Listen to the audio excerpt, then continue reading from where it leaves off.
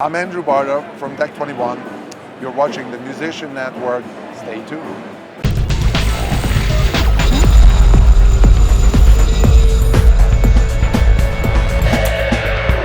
We are here at the 2012 NAMM show with 4 new pedals and 1 new amp. The 4 new pedals are a distortion pedal, an overdrive pedal, and a fuzz pedal for bass. And our new amp is a 1000 watt RMS bass amplifier. We got an award for Music and Sound Retailer, which is voted by the dealers. And they voted for our Rotochoir as best pedal. And we also are nominated for a Tech Award. The Rotochoir is a Leslie simulator and in a convenient pedal package. And we spent a lot of time to analyze how Leslie works. And we are well known to our simulation of different amplifiers. And if you think about it, Leslie is really an amplifier, but a very unique one. So what we did, what nobody else did before, we included our SenseAmp technology in that Leslie simulator. So now you have, beside the cab simulation and a rotating speaker simulation, you also have the simulation of the tube amplifier. So you can gently overdrive it, or you can overdrive it hard, and you get that beautiful swirly overdriven, like if you think of the old Deep Purple songs, you know, like Smoke on Water, and you know, the guitar plays together with the organ and the Leslie and the swirly sound, huge sound. So that's what we went after, and I think we were successful because our technology for the SenseAmp. The way we keep it fresh is I play, you know, and it's like, you know, this would be cool or that would be cool. And this year we are introducing 4 new pedals. And at the first glance, it doesn't sound like anything new because we have a distortion, overdrive, and fuzz.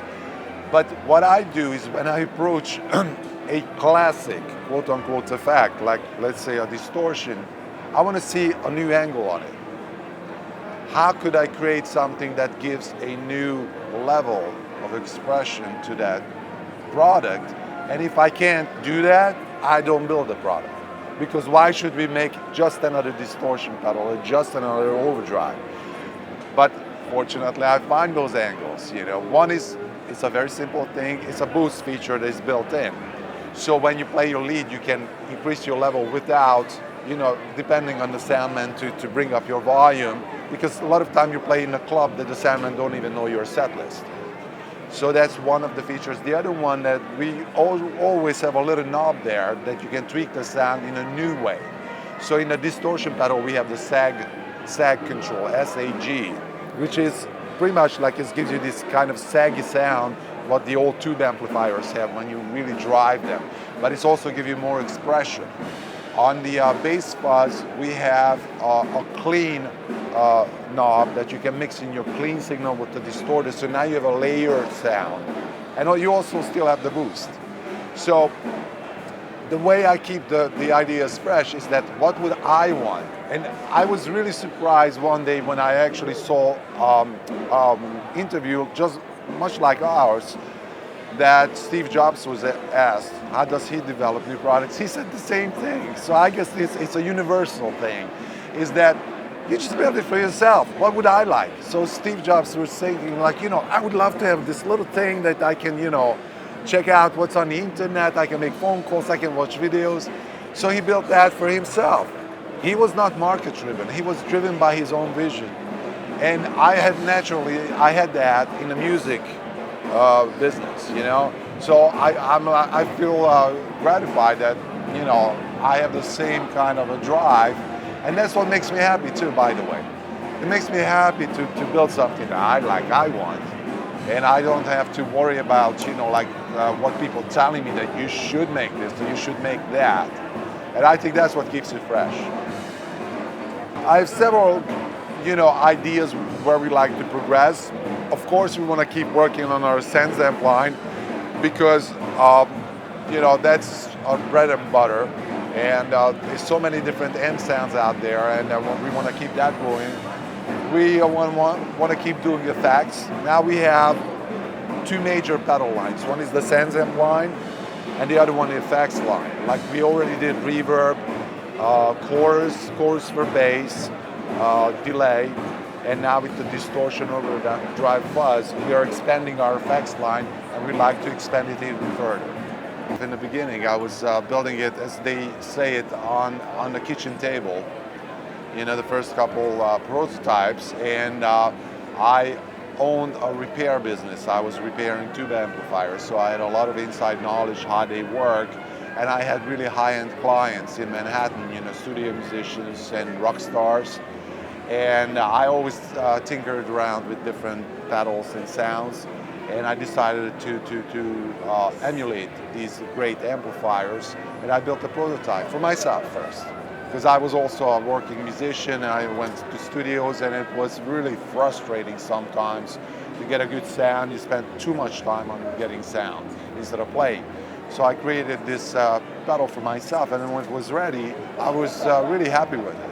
So I figured, like, let me show it to some of my clients and see what they think. And one of the first clients I showed it to was Mick Jones from Foreigner, and I was very impressed. As a matter of fact, his first quote was like, "Oh, finally I can carry my Marshall in my pocket."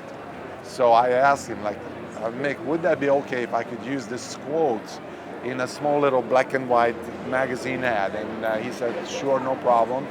So we put our first ad in the magazine with that exact quote, my hand holding the pedal, and I took a picture of it.